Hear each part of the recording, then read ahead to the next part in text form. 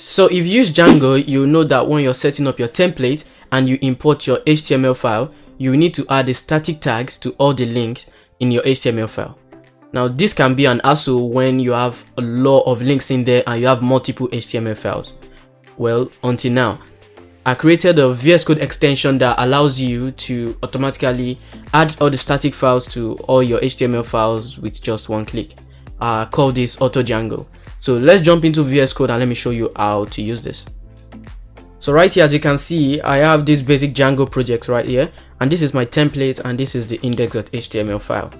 So right here, you can see that all the links in here don't have the static tags with them. So we want to change that.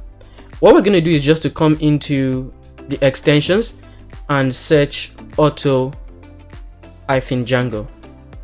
And this is going to give you my extension. If we extend this a little bit, you should see the icon right there. You click on it and install it. So that's all you need to do, and it's very easy to use.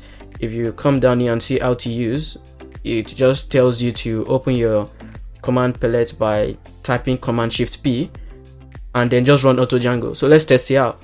So make sure you install that, and once you install that, let's come into this index.html file. We open up our command palette by saying Command-Shift-P, and if you're on the Windows, type Ctrl-Shift-P, and then you type Auto-Django, and it's going to come out here, and you just need to click on it. As you can see, all the links here automatically have the static tag added to them, which is good and doesn't waste time. And right here you can see that we have the href, and it doesn't add a static tag to it because this is not linking to static files. So this is just a normal link. That's why we don't have the static file added to it, which is good, and it skips all the one with the href tags.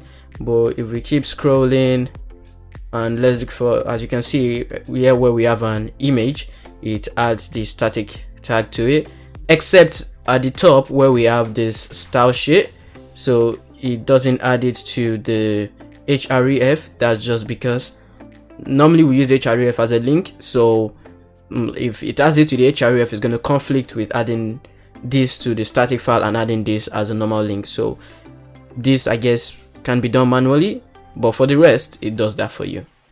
So that is how to use it. It's very simple, very easy to use, and you guys can go ahead and download it and test it out on VS Code and drop it down in the comment what you think about it. I want to know if you find it helpful. You can also tag me on Twitter and just tell me what you think about it.